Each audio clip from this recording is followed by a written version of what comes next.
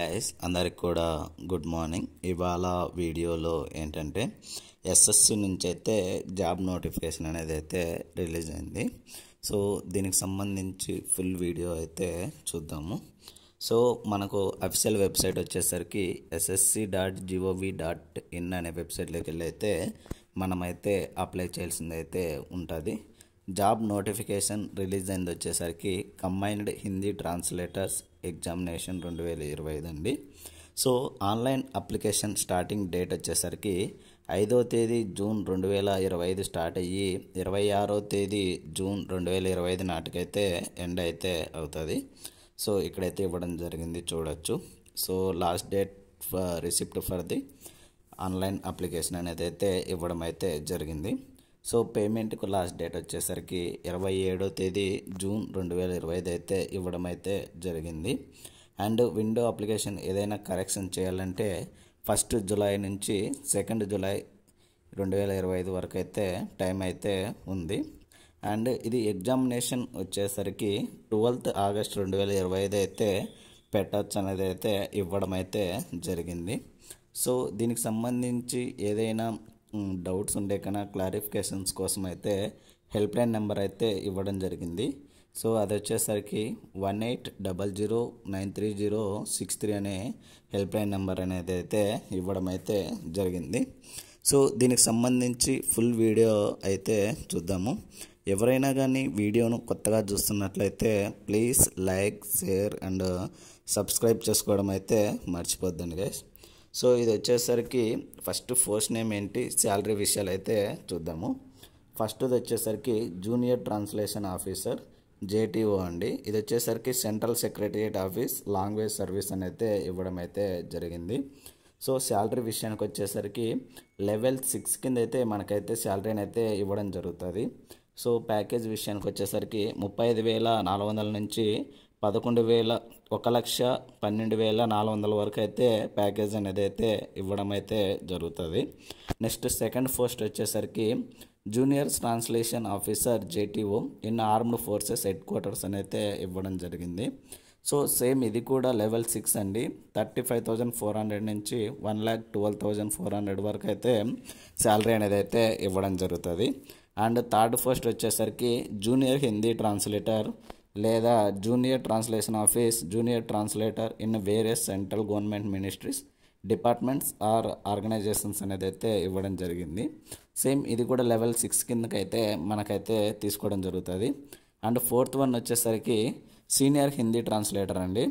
So senior translator in various central government ministries department లేదా organisation ఇవ్వడం జరిగింది. So ఇది వచ్చేసరికి లెవెల్ 7 కిందకైతే తీసుకోబోతున్నారు. శాలరీ విషయానికి వచ్చేసరికి 44,900 నుంచి 1,42,400 వరకు అయితే శాలరీ అనేది అయితే ఇవ్వడం జరుగుతుంది.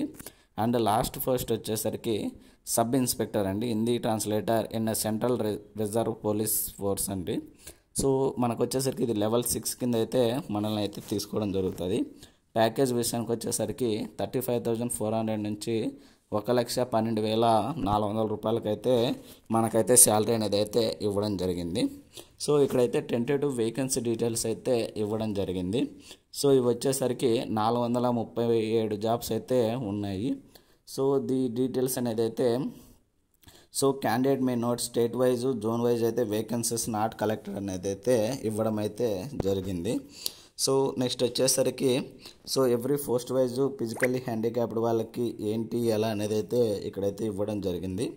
ఒకసారి చెక్ చేసుకోండి గైస్. అండ్ నెక్స్ట్ వచ్చేసరికి ఏదైతే ఇక్కడ మనకైతే నేషనాలిటీ అయితే సిటిజన్ ఆఫ్ ఇండియా అయి ఉండాలి. అండ్ దీనికి సంబంధించి ఏజ్ లిమిట్ ఎంత ఉండాలి అనేది అయితే ఇక్కడికైతే ఇవ్వడం జరిగింది. సో ఇది వచ్చేసరికి సబ్ ఇన్స్పెక్టర్ పోస్ట్ హిందీ ట్రాన్స్లేటర్కి వచ్చేసరికి ఏజ్ అయితే 18 నుంచి 30 సంవత్సరాల మధ్యలో అయితే ఏజ్ అనేది అయితే ఉండాలని అయితే చెప్తున్నారు. సో డేట్ వైజ్ చెక్ చేసుకుంటే 25వ తేదీ జూన్ 1995 నుంచి 26వ తేదీ జూన్ 2007 మధ్యలో అయితే మన యొక్క ఏజ్ లిమిట్ అనేది అయితే ఉండాలని అయితే చెప్తున్నారు. అండ్ ఫర్ అదర్ పోస్టులకు వచ్చేసరికి సేమ్ 18 నుంచి 30 సంవత్సరాల మధ్యలో ఉండాలి. 1 ఆగస్ట్ 2025 నుంచి 1 ఆగస్ట్ 2007 మధ్యలో అయితే మన యొక్క ఏజ్ అనేది అయితే ఉండాలని అయితే చెప్తున్నారు.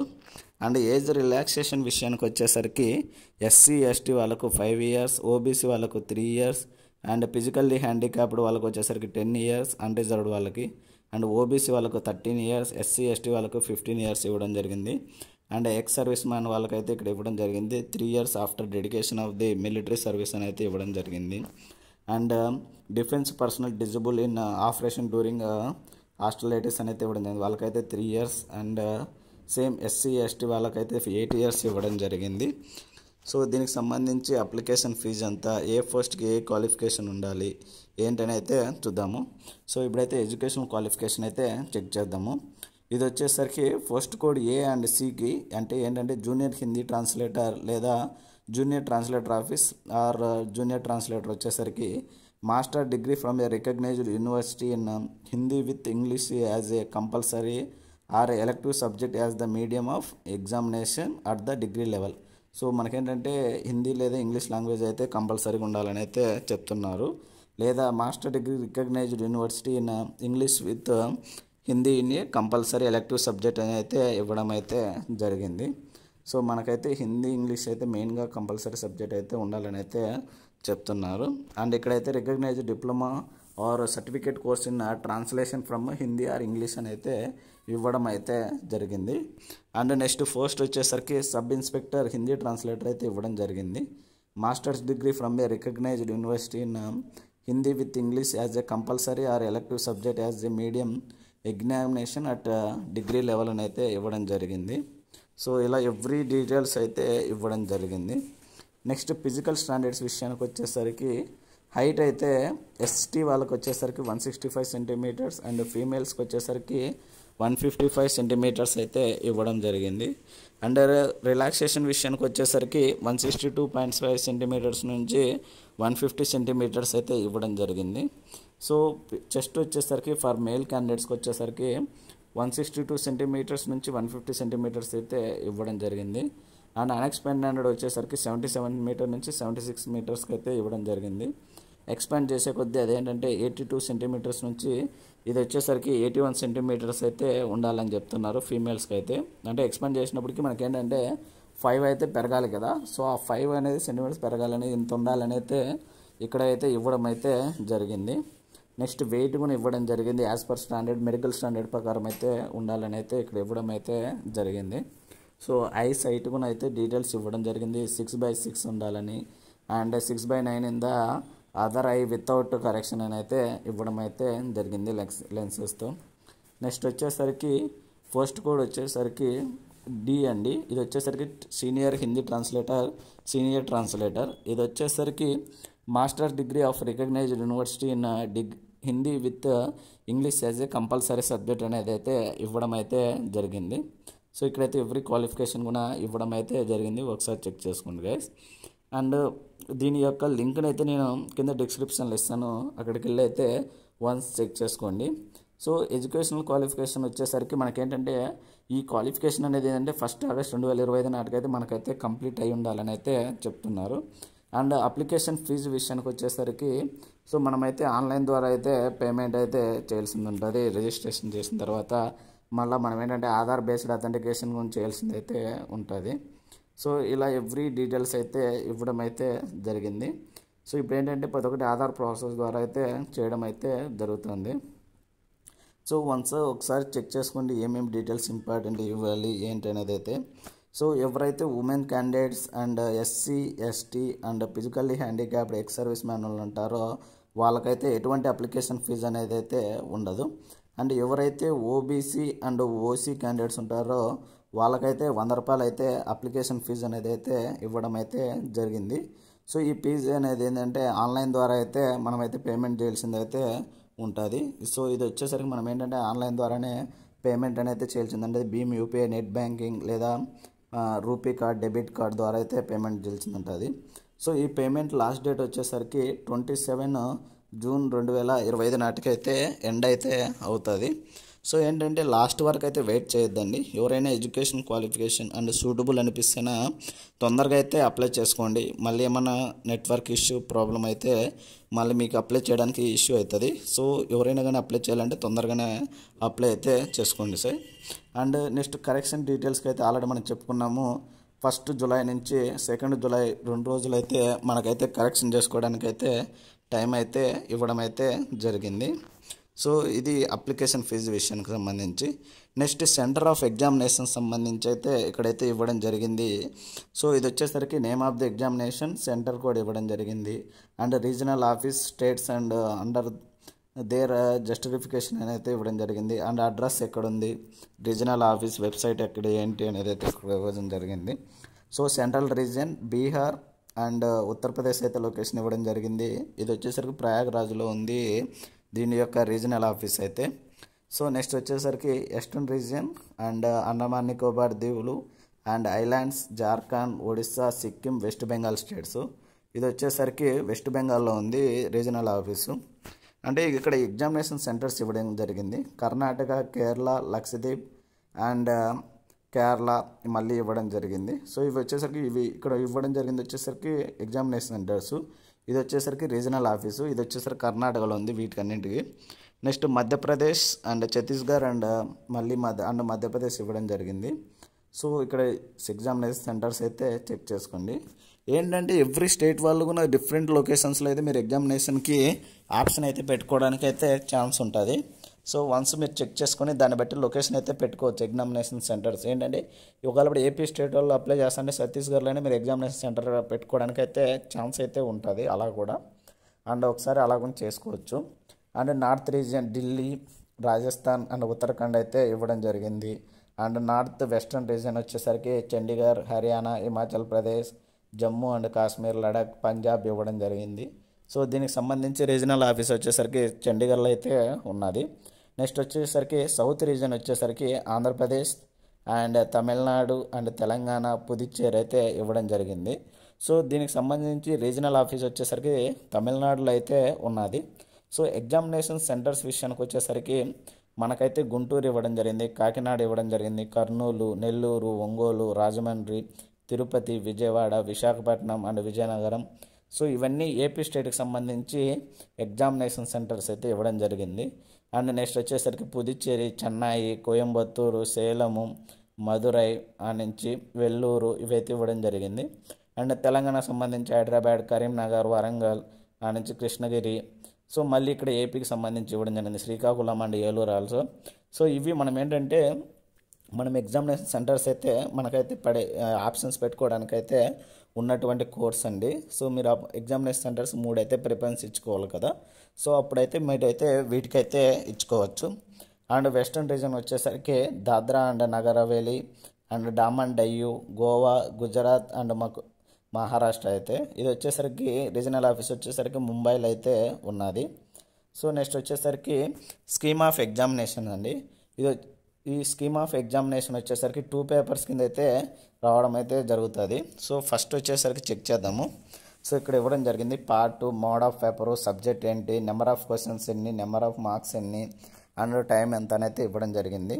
సో ఫస్ట్ పేపర్ 1 వచ్చేసరికి కంప్యూటర్ బేస్డ్ మోడ్ అండి. ఇది వచ్చేసరికి general Hindi and general English. So 100 మార్కులకు ఉంటుంది, 100 క్వశ్చన్స్. అండ్ ఇది కూడా 100 మార్కులకు 100 క్వశ్చన్స్ ఇవ్వడం జరిగింది, జనరల్ ఇంగ్లీష్ కూడా. సో మనకు టైం వచ్చేసరికి మొత్తం 2 hours అయితే ఇవ్వడం అయితే జరిగింది. సో ఎవరైతే క్యాండిడేట్స్ స్క్రైబ్ యాజ్ పర్ పారా 6 అబ్ అనేది ఇవ్వడం జరిగింది కదా. సో వాళ్ళకైతే 2 గంటల 40 నిమిషాలు అయితే టైం అయితే ఇవ్వడం జరుగుతుంది. అండ్ నెక్స్ట్ పార్ట్ 2 వచ్చేసరికి డిస్క్రిప్టివ్ అండి, ట్రాన్స్లేషన్ అండ్ ఎస్సే అండి. ఇది వచ్చేసరికి 200 మార్క్స్కి అయితే ఉంటుంది. టైం వచ్చేసరికి 2 hours ఉంటుంది. సో ఇలా ఇవ్వడం జరిగింది. పేపర్ 1లో ఏంటంటే ఇది మల్టిపుల్ చాయిస్ క్వశ్చన్స్ అయితే ఉంటాయి. అండ్ దాన్ని బట్టి మనమైతే కంప్యూటర్ బేస్డ్ ఎగ్జామ్ అయితే రాయాల్సింది అయితే ఉంటుంది. ఇది వచ్చేసరికి నెగిటివ్ మార్కింగ్ అండి, 0.25 నెగిటివ్ మార్కింగ్ అయితే ఉంటుంది. అంటే ఏంటంటే పేపర్ 1లో 1/4 నెగిటివ్ మార్కింగ్ అయితే ఉండడం అయితే జరుగుతుంది. సో ఇది వచ్చేసరికి మనకు నోటీస్ వచ్చింది 2 జూన్ 2025 అయితే మనకైతే నోటీస్ రావడం అయితే జరిగింది. సో దీనికి సంబంధించి ఆన్సర్ కీస్ ఏమైనా ఉండి క్వశ్చన్స్కి పేమెంట్ అయితే 100 రూపాయలు అయితే ఇవ్వడం జరిగింది. సో ఇది వచ్చేసరికి నాన్ రీఫండబుల్ అండి. సో ఇది అమౌంట్ అయితే నాన్ రీఫండబుల్ అని అయితే ఇక్కడైతే క్లియర్గా మెన్షన్ చేయడం అయితే జరిగింది. సో సిలబస్ విషయానికి వచ్చేసరికి సో ఫస్ట్ పేపర్ 1 మనమైతే కంప్యూటర్ బేస్డ్ ఎగ్జామినేషన్ అని చెప్పుకున్నాం కదా. సో నెక్స్ట్ రెండోది వచ్చేసరికి పేపర్ 2 ట్రాన్స్లేషన్ అండ్ ఎస్సే ఇవ్వడం జరిగింది. The level of paper will consist with education qualification prescribed అని అయితే ఇవ్వడం జరిగింది. సో అడ్మిషన్ సో ఇట్లా ఎగ్జామినేషన్ సంబంధించి డీటెయిల్స్ అయితే ఇవ్వడం జరిగింది. అండ్ మనం ఏంటంటే ఎగ్జామినేషన్కి మనం అయితే హాల్ టికెట్లు అయితే తీసుకొని పోవాలి. అండ్ ఆధార్ బేస్డ్ అథెంటికేషన్ అయితే జరుగుతుంది. ఇది వచ్చేసరికి 2 hours బిఫోర్ అయితే మనమైతే ఎగ్జామినేషన్స్లో ఉండాలి. అండ్ మనం ఏంటంటే ఎగ్జామ్కి వెళ్ళేటప్పుడు ఆధార్ కార్డు కానీ, ఓటర్ ఐడి కానీ, డ్రైవింగ్ లైసెన్స్ కానీ, పాన్ కార్డు కానీ, పాస్పోర్ట్ కానీ ఇవైతే తీసుకోవాల్సిందైతే ఉంటుంది. నెక్స్ట్ డాక్యుమెంట్ వెరిఫికేషన్ వచ్చేసరికి మనమైతే దీనికి సంబంధించి డాక్యుమెంట్స్ అయితే తీసుకోవాల్సిందైతే ఉంటుంది. సో మనకి ఏంటంటే ఇక్కడైతే క్యాండిడేట్స్ ఒరిజినల్ డాక్యుమెంట్స్ అయితే తీసుకోవాల్సిందైతే ఉంటుంది. 10th class education qualification, translate certificate తీసుకోవాలి ఉంటుంది. Caste certificate, person bench mark అయితే తీసుకెళ్ళాలి. ఎక్స్ సర్వీస్ మ్యాన్ వాళ్ళు తీసుకొని వెళ్ళాలి. సో ఇట్లా దాన్ని బట్టి అయితే ప్రతి ఒక్క డాక్యుమెంట్స్ అనేది అయితే ఇవ్వడం అయితే జరుగుతుంది. So next mode of selections విషయానికి వచ్చేసరికి సో మనకేంటంటే కంప్యూటర్ బేస్డ్ ఎగ్జామ్లో ఓసీ వాళ్ళకి 30%, ఓబీసీ అండ్ ఈడబ్ల్యూఎస్ వాళ్ళకి 25%, అదర్ కేటగిరీస్కి 20% అయితే రావాలని అయితే ఇక్కడైతే చెప్పడం అయితే జరుగుతుంది. సో ఇలా ఏంటంటే ఏదైతే ఎవ్రీ క్వాలిఫికేషన్ ఎవ్రీ డీటెయిల్స్ అయితే ఇవ్వడం జరుగుతుంది. అండ్ ఏదైనా సరే టైప్ ఆఫ్ మ్యానుఫ్యాక్చరింగ్ అయితే ఇక్కడ ఇవ్వడం జరిగింది. సో ఎగ్జామినేషన్ టైం కంటే ముందు వెళ్ళిపోతే 2 years మనకు డీబార్ చేస్తారంట. ఆ నుంచి మనకి ఏదైనా మొబైల్ ఫోన్స్ అలా తీసుకొని పోతే 3 years బ్యాన్ చేయడము ఇలా అయితే ఇవ్వడం జరిగింది. అంటే ఏంటంటే మనము ఎగ్జామ్లో ఏదైనా మిస్టేక్స్ అంటే ఏదో చేస్తాం కదా, మాల్ ప్రాక్టీస్ లాంటివి అలా చేస్తేనా మనకైతే డీబార్ లాంటివి కూడా చేయడం అయితే జరుగుతుంది అని చెప్తున్నారు. సో ఇంకొచ్చేసరికి ఇంపార్టెంట్ ఇన్స్ట్రక్షన్స్ ఇవ్వడం జరిగింది. సో ఏమేమి ఇన్స్ట్రక్షన్స్ మనం ఫాలో కావాలి, ఎలా ఉండాలి, ఏమేమి డాక్యుమెంట్స్ ఉండాలి, ఆ నుంచి ఎగ్జామ్ హాల్లో ఎలా, ఆ నుంచి అప్లికేషన్ ఫీజు అనేది ఎలా చేయాలి ఏమిటి, సో ఎవ్రీ డీటెయిల్స్ అయితే ఇక్కడైతే ఇవ్వడం అయితే జరిగింది. సో దీని యొక్క పీడిఎఫ్ లింక్ని అయితే నేను కింద డిస్క్రిప్షన్లో ఇస్తాను, అక్కడికి వెళ్ళి వన్స్ చెక్ చేసుకోండి. అండ్ ఇంకోటి ఏంటంటే ఎవరైనా కానీ దీనికి సంబంధించి అప్లికేషన్ అంటే అఫీషియల్ వెబ్సైట్ యొక్క లింక్ని అయితే దానికి కూడా నేనైతే అఫీషియల్ వెబ్సైట్లో అయితే ఇవ్వడం అయితే జరుగుతుంది. సో ఎవరైనా దీనికి వచ్చేసరికి ఆన్లైన్ అప్లికేషన్ ప్రొసీజర్ వచ్చేసరికి ఎట్లా అంటే పార్ట్ ఏలో ఫస్ట్ 1 time రిజిస్ట్రేషన్ అయితే తీసుకోవాల్సింది ఉంటుంది. వన్ టైం రిజిస్ట్రేషన్ కంప్లీట్ అయిన తర్వాత అప్లికేషన్ అయితే ఫిల్ చేయాల్సింది అయితే ఉంటుంది. సో 1 time రిజిస్ట్రేషన్ ఇప్పుడు ఏంటంటే మొబైల్ నెంబర్, ఈమెయిల్ ఐడి అయితే లాగిన్ అయ్యి వెరిఫికేషన్ ఓటీపీ అయితే చేయాల్సింది అయితే ఉంటుంది. సో ఆల్రెడీ మనం చెప్పుకున్నాము అఫీషియల్ వెబ్సైటు ssc.gov.in అనే వెబ్సైట్లోకి వెళ్ళి అయితే మనమైతే అప్లై చేయాల్సింది అయితే ఉంటుంది. సో ఇక్కడ ఏంటంటే 1 time రిజిస్ట్రేషన్లో మనం ఏంటంటే personal details, password, additional details and declarations కూడా ఇవ్వాల్సిందైతే ఉంటుంది. సో ఈ 1 time రిజిస్ట్రేషన్లో ఏంటంటే proof of name, date of birth, address నుంచి ఫోటోగ్రఫీ ఇవ్వాల్సింది ఉంటుంది. సో ఎవ్రీ డీటెయిల్స్ అయితే ఇక్కడైతే మెన్షన్ చేయాల్సింది ఉంటుంది. సో ఇక్కడ ఏంటంటే సీరియల్ నెంబర్ 11లో వచ్చేసరికి ఎడ్యుకేషనల్ క్వాలిఫికేషన్, 312లో వచ్చేసరికి మొబైల్ నెంబర్, 1 time పాస్వర్డ్ ఇవ్వాల్సింది ఉంటుంది. ఫంక్షనల్ మొబైల్ నెంబర్ అయితే ఇవ్వడం జరిగింది. సీరియల్ నెంబర్ 13 వచ్చేసరికి ఈమెయిల్ ఐడి అయితే ఇవ్వడం జరిగింది. సో ఇక్కడ ఏంటంటే మన పాస్వర్డ్ని క్రియేట్ చేసుకోవాల్సింది అయితే ఉంటుంది. సో ఇలా ఎవ్రీ డీటెయిల్స్ అయితే క్లియర్గా ఇవ్వడం జరిగింది. సో ఇక్కడ వచ్చేసరికి 1 time రిజిస్ట్రేషన్ స్పెసిమెన్ వచ్చేసరికి ఎలా చేయాలి ఏంటి ప్రాసెస్ అని అయితే ఇవ్వడం జరిగింది. ఫ్లో చార్ట్ కూడా ఇవ్వడం జరిగింది. సో దీనికి సంబంధించి ఫ్లో చార్ట్ ఎలా చేయాలి, ఏ ప్రాసెస్ ఎలా చేయాలి, ఎప్పుడు ఏంటనేది అయితే ఇక్కడైతే ఇవ్వడం అయితే జరిగింది. సో ఏంటంటే మ్యాక్సిమం డైలీ మనమైతే మన ఛానల్లో ఒక వీడియో చేయడానికైతే ట్రై చేస్తున్నాను. అండ్ ఏ ఛానల్లో రానంత ఫాస్ట్గా మనమైతే ఎవ్రీ జాబ్ నోటిఫికేషన్ అయితే అప్డేట్ అయితే చేస్తున్నాను. సో ఆన్లైన్ అప్లికేషన్ ఫిల్ చేసే ఫామ్ ఎలా చేయాలి, రిజిస్ట్రేషన్ అయిన తర్వాత పాస్వర్డ్ అప్లై చేయాలి, సో 1 to 18 అనేది ఎలా చేయాలి, ఎడ్యుకేషన్ క్వాలిఫికేషన్ ఆల్రెడీ ఇందా చెప్పుకున్నాం కదా. So every serial number wise ఏమేమి చేయాలని అయితే ఇవ్వడం అయితే జరిగింది. సో ఆ డీటెయిల్స్ అయితే ఎవ్రీ డీటెయిల్స్ అయితే ఇవ్వడం జరిగింది. అప్లికేషన్ ఏ పోస్ట్కి అప్లై చేస్తున్నాము, సో దా పోస్ట్ చెక్ చేసుకోవాలి. ప్రతి ఒక్క డీటెయిల్స్ అయితే చెక్ చేసుకొని దాన్ని బట్టి మీరైతే ఎలిజిబుల్, ఏ దానికి ఎలిజిబుల్లో దాన్ని బట్టి జాగ్రత్తగా మీరైతే అప్లై చేయాల్సింది అయితే ఉంటుంది. సో ఇలా ఎవ్రీ డీటెయిల్స్ అయితే ఇవ్వడం జరిగింది.